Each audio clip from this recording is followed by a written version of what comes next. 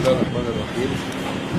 طبعا احنا دلوقتي بقى لنا مثلا ساعة مع الأستاذ جمال علام رئيس الاتحاد اللي هو مشهور، والدكتور وليد العطار، ويمكن كان في محادثة مع الأستاذ خالد الغالي في الوضع في الزمالك صعب. الأول بس أنا عايز أقول إن جمهور الزمالك إن شاء الله أنا عندي تفاؤل كبير.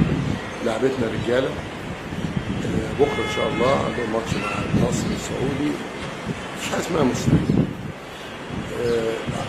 كل الدعم ليهم ان شاء الله، ربنا يوفقهم، عندي احساس ربنا يوفقهم باذن الله ان شاء الله. عايز الجمهور اللي في السعوديه اللي بيحب الزمالك يروح يدعم ويساعد. ربنا بكرمنا بكره خلاص يبقى عدينا مرحله المجموعات باذن الله ان شاء الله. واحنا خلاص اتكلمنا قبل كده عن الحكم، ما اعرفش الناس ما يهمنيش نسيته، لكن يهمني تصرفه. مش عايز اقول لك ده حكم ليبي حكم جزائري، لا ده حكم. نقول مذيع طبعا، واعتقد ان الزياره بتاعت امبارح بتاعت حاكم الطائف الامير المحترم انا بعتبر ده رد اعتبار لنادي الزمالك ورئيس الزمالك ونادي الزمالك بسبب المذيع اللي كان مش محايد واساء للاعلام السعودي. ده جزء. انا طبعا يا جماعه في مشكله كبيره. انا جيت النهارده اشوف مديونيه نادي الزمالك. المديونيه طلعت 63 مليون 481 590 9 جنيه. 63 مليون طبعا 841 590 9 جنيه. دي المديونيه يعني حوالي 64 مليون. وبعدين عشان نأيد القائمة الأولى اهي تبدأ بمحمد عواد، أدهم محمود عبد المنعم، أدهم خوات. أولا القائمة الأولى الكبار عاملة 39 كبار الصغيرين 39 مليون 82 يعني حوالي 2 مليون. هنا قلنا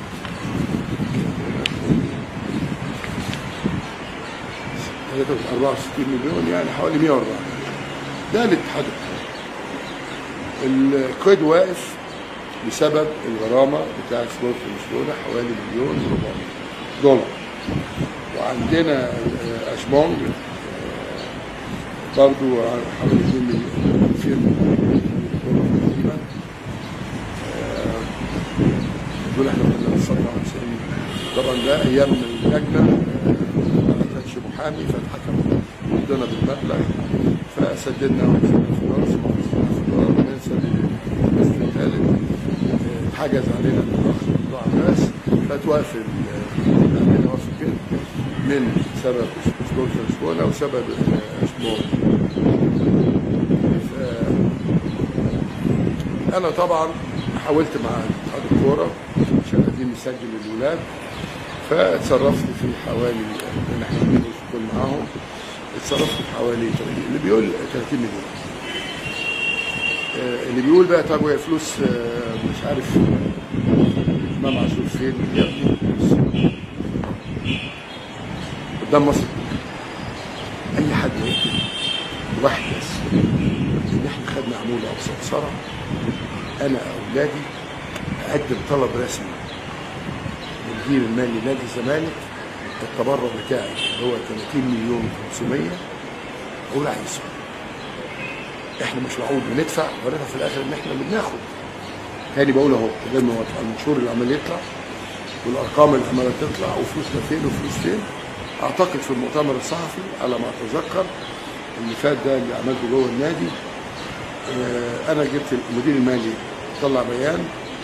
انا عم اتذكر يعني ان احنا دخل لنا 390 مليون صرفنا، او دخلنا 390 مليون صرفنا 390 مليون فاضل. انا الفتره اللي فاتت دي جمعت حوالي 80 مليون زياده عشان الفرق الرياضيه وفلوس الراجل المدير الفني والمرتب. احنا بس مرتبات 12 مليون يا ابني، فانت قلت 12 مليون في 4 اشهر غير الاجهزه. فبلاش حد يتكلم في الذمه الماليه عشان انا نوع عنب. محدش عندنا بياخد، احنا اللي بندفع. ولو سالت الاخوه بتوع مثلا مدير النشاط الرياضي عايش احنا دايما اقول لك احنا بندفع. ولو سالت بتوع الكوره عندك احمد ابراهيم هيقول لك امير بيدفع. فاحنا مش عايزين قله ادب على ناس بتدفع. فالمهم دلوقتي عشان نختصر، انا اتصرفت وقبضت امبارح الموظفين والعمال، وفي حوالي 20 مليون كمان انا اتصرفت فيهم. عايزين نبعت الراجل جزء من مستحقاته اللي هو المدير الفني ده 4 اشهر ما عملش، وانتوا عارفين ان انا كنت شهر محبوس وبعدين شهر بره. ويعني انا عايز اقول كلمتين يا جماعه. جماهير الزمالك من حقها تفرح، جماهير الزمالك من حقها تفرح. عشان تفرحها لازم يبقى فيه بطولات، عشان تجيب بطولات لازم يكون فيه لعيبه، وده حقها. هي مالهاش علاقه بقى ممدوح عباس على مرتضى بيتحرق الكل. المهم هم عندهم عايزين يفرحوا، ده جمهور حياته كلها انه سعادته في نادي الزمالك انه يحقق. فانا خدت قرار بقول لممدوح عباس قدام مصر كلها الخناقه اللي بيني وبينك انا اعتبرتها. انت بتقول لي خناقه بيني وبينك، انا مشيت خلاص، مشيت خلاص، انا خارج من المشهد بتاع نادي الزمالك، وانا مشجع درجه ثالثه في قاعد في البلد. ارفع الحجز عن نادي الزمالك ب 100 مليون. ارفع الحجز عن نادي الزمالك ب 100 مليون. انا مشيت وامير مشي كمان من شهرين ورافض يرجع، وامير عمل عقود مع 3 لعيبه، والرابع كان فتوح واتفق خلاص مع التفصيل مع خاله المحترم اللي كان معاه تفويض. امير هيسلم العقود وهيسلم التفويض لاي حد موجود في مجلس. احمد عنده لاعب خلاص يعني تم التعاقد معاه، اعتقد يعني عنه بكره ان شاء الله لاعب جامد جدا جدا، عشان الواد اللي قاعد يتريق يقول لك مش عارف مين بس ايه اي كلام مش مشكله. احمد بقى عايز يكمل، عايز يقعد، ولادي عندهم شخصيه ومحترمين، واللي بيقول ان احمد جاب شويه عيال بنات مش عارف يكمل، كل ده كذب في كذب في كذب. دول اللي خدوا بطوله افريقيا اول مره في تاريخ الزمالك، وفريق اليد الطايره اللي عملوا اول مره في تاريخ الزمالك، جاب دوري وكاس ودوري وكاس. اليد ما شاء الله يعني حدث ولا حرج بطولات. كره قدم 14 بطوله الحمد لله خدناها في فتره سنه. فانا بقول له قدام مصر كلها انا خارج المشهد، ارفع الحجز وسايب النادي في حوالي 21 مليون جنيه تمام، يكملوا يبعتوا جزء الشبونج دون ويبعتوا للراجل الاجنبي. وبشكر كل اللعيبه الرجاله الابطال اللي اتحملوا يا كابتن شيكابالا، والله عارفين انك تتحملوا، بس ما كانش ينفع انه بعد الماتش وفرحه الجماهير تقول عندنا مشاكل. كنت عايزك تكمل ان المشاكل دي بسبب ممدوح عباس اللي حاجز على الارصده، كمل. لكن اللعيبه رجاله، اللعيبه مستحمله كلهم واقفين وقفه راجل. بصراحه دي اللعيبه اللي نوعيه الجماهير بتبقى عايزاها. ان شاء الله ربنا يوفقهم باذن الله. في نفس الوقت انا سايب النادي ولم اتنازل عن دولار واحد كهرباء او قسط من 2 مليون تقريبا، دلوقتي بقى 2 مليون ونص دولار، واخر معاد بكره ان شاء الله للدفع. ما دفعش هيتوقف، دفع اهو دخلت كمان 2.5 مليون دولار، يعني حوالي 100 مليون جنيه، والمحجوز على 100 مليون هيفك لنا ازمه كبيره جدا جدا جدا. اللعيبه تاخد مستحقاتها، اللعيبه الجداد اللي تم التعاقد معاهم ياخدوا فلوسهم، هم من احسن اللعيبه على فكره اللي هو الراجل اختار. فاتمنى اهو قدام مصر كلها بقول اهو انا خارج المشهد، انا خارج نادي الزمالك.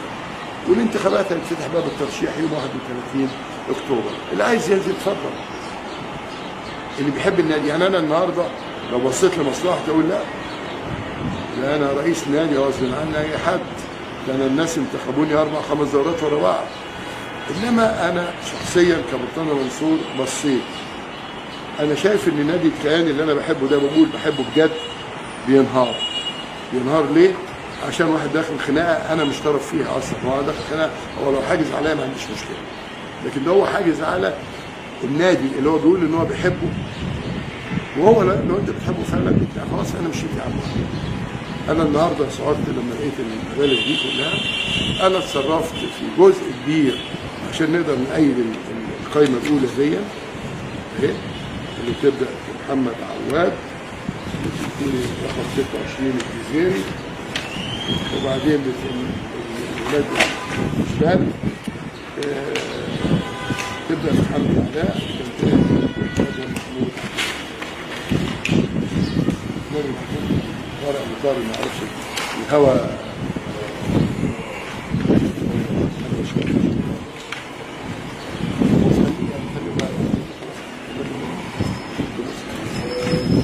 فانا بتمنى بقول انا خارج المشهد بعد الماتش بكره ان شاء الله. انا عندي اساس ان ربنا هيوفقنا باذن الله. انا بعد الماتش ان شاء الله مسافر تمام. لو بتحب النادي بتحب الكيان اتفضل ارفع الحجز وبقول للسيد وزير الماليه المحترم من فضلك ارفع الحجز عن نادي الزمالك. انت بعد كده قبل كده عملت بيان في اعتقد 2018 قلت مرتضى منصور النادي الوحيد اللي سدد كل الضرايب اللي عليه وجدول. انا بعت رساله طلب للجدوله فحضرتك جدول بقى وبقول لمجلس الاداره في النهايه مجلس محترم جدا جدا واقف في ظهري جدا جدا، احنا وقفه جامده كلهم صراحه. في نفس الوقت طبعا انا بس عايز اقول ان الاخ سمان وهدان لانه اللائحه اللي المفروض طلعتنا انه اللي بيجيب 4 جلسات بره اللائحه الاخ احمد يابس باحترامنا ليه ووالده وعيلته هو قدم استقالته، فالانتخابات هتبقى على مقعد رئيس ونائب رئيس واثنين منهم اللي عايز ينزل فقط. فبرجو من السيد وزير الماليه يرفع الحجز. بقول لممدوح عباس الخناقه خلصت خلاص اتفضل ارفع الحجز وخلي ال 100 مليون مجلس الاداره يستلمهم علشان يقدروا يسددوا الاستحقاقات دي واستحقاقات اللعيبه اللي هترجع بالسلامه اللي اتمنى ربنا يوصلهم نهائي ويجيبوا مبلغ كويس برضه. اتمنى يا رب عشان اللعيبه دي تعبت الجهاز الفني راجل جهاز الفني محترم. انا لسه قايل دلوقتي خبر ان الزمالك بيتعاقد مع مدير فني برتغالي. ده ينفع قبل ماتش يا جماعه؟ لا في برتغالي ولا في برتغالي، هو الراجل ده موجود ومكمل لانه الموسم خلص. المفروض لو احنا عايزين نمشيه كان اخر ماتش في الموسم، دليل ان هو مكمل السنه الجايه ان الراجل قاعد ومكمل وسافر اهو. اخيرا بقول لمجلس الاداره ناديكم اسم نادي الوطنيه